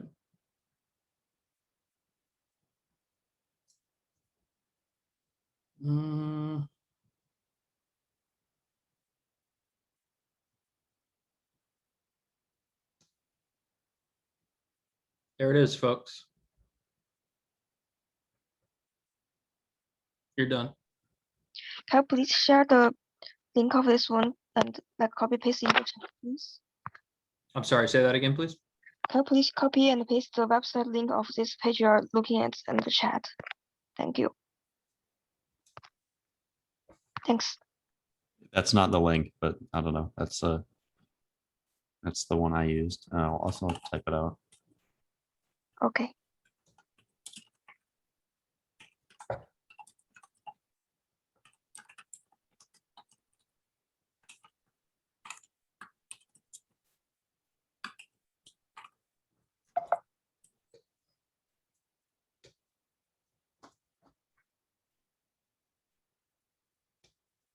The second link is the one we're currently looking at. Okay, so now you have the code, right? So let's talk about what you actually have to do with that code. So you're going to try several different network sizes, okay? So what that means is, in here, first of all, the first thing I would do is I would remember how I did print model.summary. Does everybody remember that? So I would do that here as well. Model.fit generator. Model.evaluate. What I would do personally is I would right here, you're going to say print model.summary. Okay. You can even do it right, actually do it right here. Print model.summary, or you can do it right here, actually. Do it right here. And when you do that, you're going to see, it's going to show you that nice little graph that you just saw, right? And then what you're going to have to do from that point is you're going to come up here and you're going to add or remove layers accordingly. Does that make sense to everybody? Really, you could probably start with this and subtract enough layers to where, you see what I'm saying? To where that you don't actually have to do anything. I mean, it's going to be relatively easy. Now, okay, that's that part. Now, moving to the next part. Does anybody have any questions about that? You're going to have to edit some numbers and do some stuff, okay? But I mean, I'm not going to tell you everything. You can do that. Now, so are we supposed to put all of our results in a graph? Or several graphs? yes. Or could we just use TensorBoard, for example?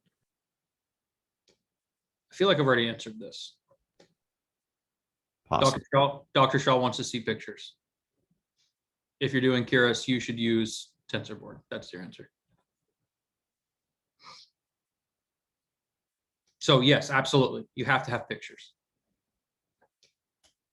So here's the part that may be kind of tough for you. I don't know. Basically, minimum number of images in each class. Okay. Well,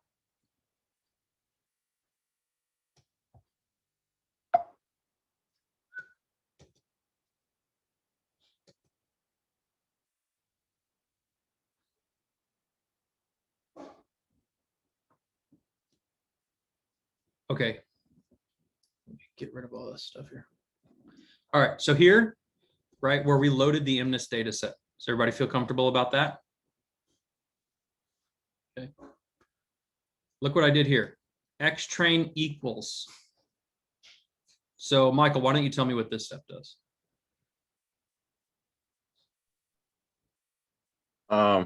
That's going to change your data, well, your X train to only have 0 to 1000 of what it previously had. That's exactly right. This is literally all you have to do. Okay. So you see what I'm saying? And the point is that, but what you have to find out is,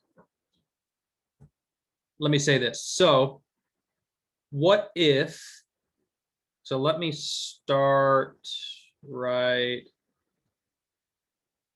print Y train from 0 to 100.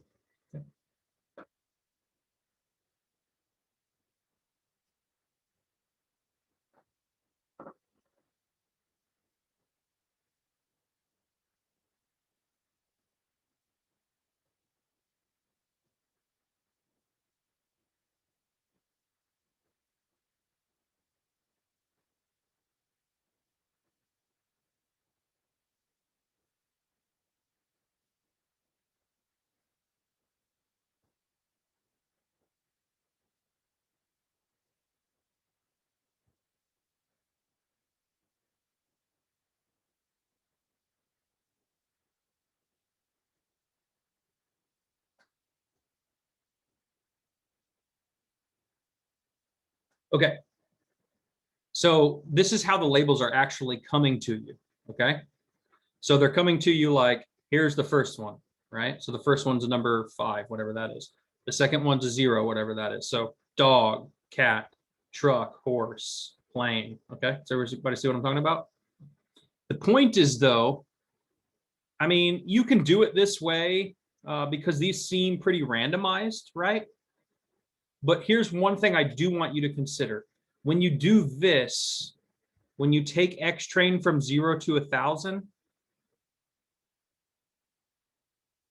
you're not necessarily taking 100 from each group. Does that make sense?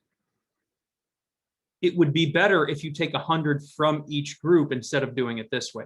So what you would actually end up needing to do in that case is to say, okay, well, I need 100 zeros. So you would start here and you would take 0 and you would need to find the argument of this element, which is argument 1, and then you would need to take the corresponding element in X train. Okay? Who does not understand what I'm saying? So you're saying like find a 0 or like the current element you're looking for, then find the corresponding image in the other set and like kind of tie those together and store that in the actual set you want to train on. Yeah, let's take an example. All right, so here's my example. If you were to take 10, there's 10 classes here, right? So if I was to take 10 elements, I should have 1 from each class, okay? That should be true, right? All right. So in this first, wait. So how do you know that when you take the first 1,000 elements, that it's going to be balanced and random, or did you randomize it at some point? Chu, bless you. I swear you like you asked the questions I literally just said. Okay, so you don't know that. That's the exact reason about why I'm saying what I'm saying. So you don't know, like, here's the first, 10 elements or whatever. Let's just pretend this is 10. Okay, it's not 10. Pretend it's 10. Okay. Well, in that first 10, I have 2 5s. So obviously it's not evenly distributed. Does that make sense to everyone? Okay. So my point is that you need to start some kind of counting list. You could start a list with 10 spaces in it, or you could do a dictionary like this. You could say counting dictionary.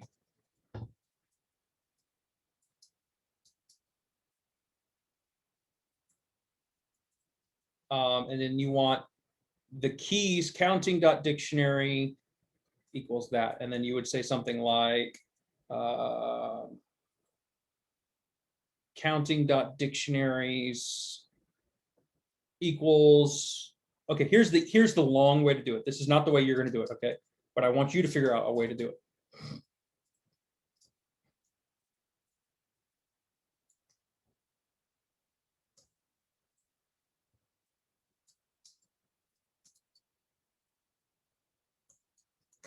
Okay, does everybody get the point of what I'm doing here? Right, the first element, the keys of your dictionary, are for the class label. Okay, the second one is a count. So if I'm going to take 1,000 elements, how many? What should this be after I've taken 1,000 elements evenly? 100 should be 100, and then I should have 100 zeros. I should have 100 ones. I should have 100 twos. Does everybody see that? Right. Now, this is not the way you have to do it. I'm just trying to use this as a way to explain to you how to do it or what to do. So basically, you would go through this list and you would say, okay, I want to take the first element. The first label is a 5. I'm going to take that. And then I'm going to take that corresponding element from X train at the same position, which means this has an index of what, Chu?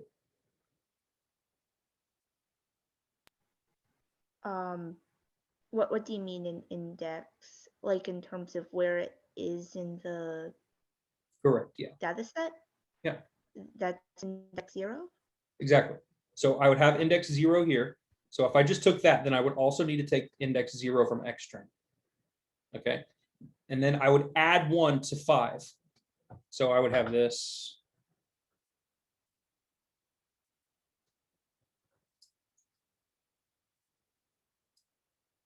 Okay, does everybody see how I just added this up to 1? Okay, then you go to the next one. I have a 0. So I'm going to take that 0 into my new wide train list. And I'm going to take the corresponding X train value. And I'm going to say, oh, I got a 0 now. So this needs to get +1. So I have a 1 here. Then you go to your next element. I have 4. Take that, then I get to 1 here. Then I get to 9. By the time I've gotten to here, right? By the time I take this, what should be the value right here?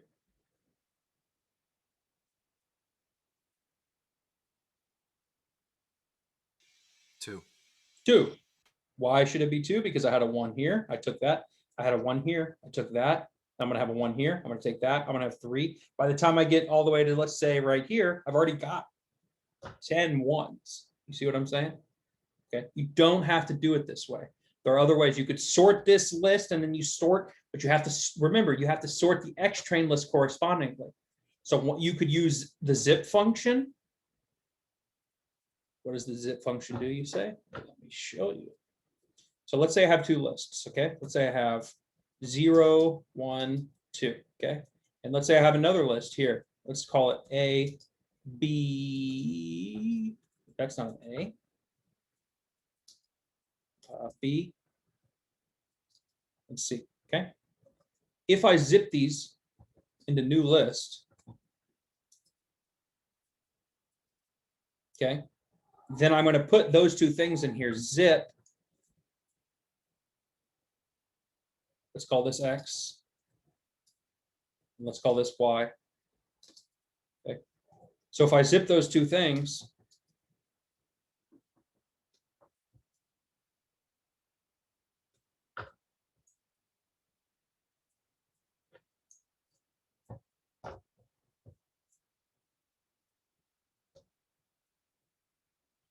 oh, I guess I have to print it, huh?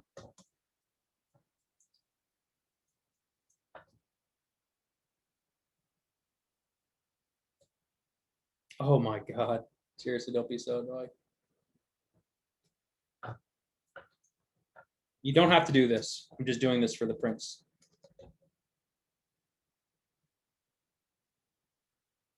Okay. Do you see how it zips these items together? 0A, 1B. Does everyone see what I'm talking about? Okay. You could do this with the X train and the Y train to make sure they stay together. But my point is that if you sort this list, you have to sort the X train correspondingly because each one of these labels applies to the corresponding image in the equal position of the X train array. Does that make sense to everyone? Okay. Who's unclear about? So you're going to have to think about it a little bit. That's okay. That's fine. Just think about it a little bit. Okay. Build a function, right? Put it in a utils file. Call that function in your main. It should work relatively easy. Okay. All right. Questions? I have a quick question. Yeah. Actually, I might say it for later. It's more about the increasing the data set size. Okay. Now's the time. Oh, okay, great. So I'm a little bit, I guess just to clarify, we start with the minimum number of images in each class at 15 images, right? Let's just assume the answer is yes. Okay, sure. Okay. And then is that the data set that we're going to use to train the model? Exactly. So you're only going to use 15 images. Okay. Here's some new numbers. Why don't you guys use these numbers? Okay, somebody write this down so everybody else will have it. Let's do this because this is, to me, this is stupid. 15 and then you're going to increase by 15. That doesn't make any sense, right? So let's edit this permanently. Let's do 100 images per class. Okay, that's the first number I want you to try. That makes more sense. 15 is literally nothing. So do 100 per class. Do 1,000 per class. Do 25,000 per class. And then do the whole data set. Okay. So try 100, 1,000, or 100, 10,000, but you guys get the idea, right? See how I'm doing like way bigger jumps? Because if you just increase by 15, nothing's going to change. Okay. Good. What was the size again? 100, 1,000, what? Yeah, do like 100, 1,000, 25,000, and then the full data set, which is 50,000. Okay. And that's just on the training set. You don't need to do anything to the testing set.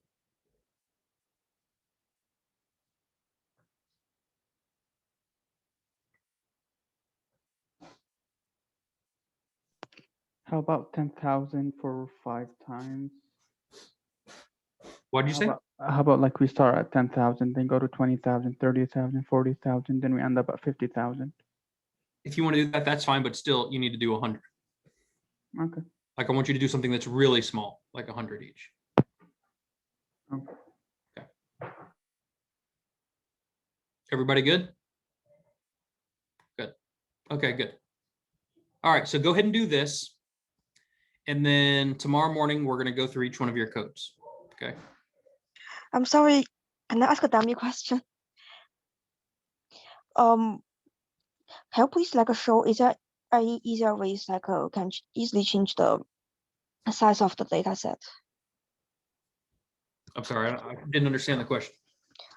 Is there any easy way to change the size of the data set? For example, I can have a variable like name something, and then I can just change the number of that data set, and then like it will go through like 15, 100, and 200, and whatever the number needs to be.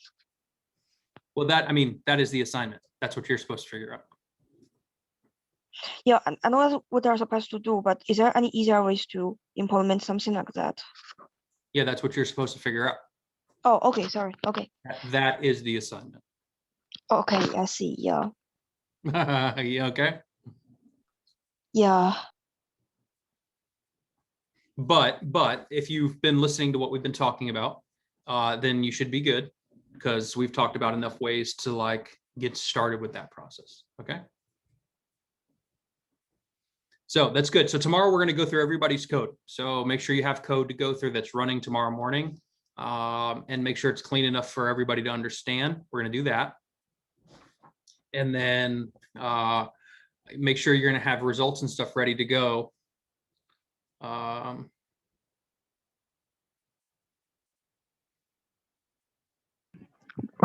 We're just going to go over assignment 1, right? Not 0. No, I'm going to want to see your assignment 0 results tomorrow in a graph. Okay.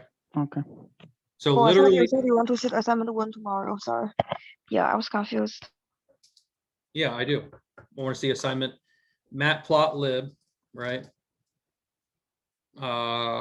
Just all you want to use, you just use, if you don't, well, first of all, actually, you don't need to do any of that. Just use TensorBoard. Everybody should have graphs for TensorBoard, okay?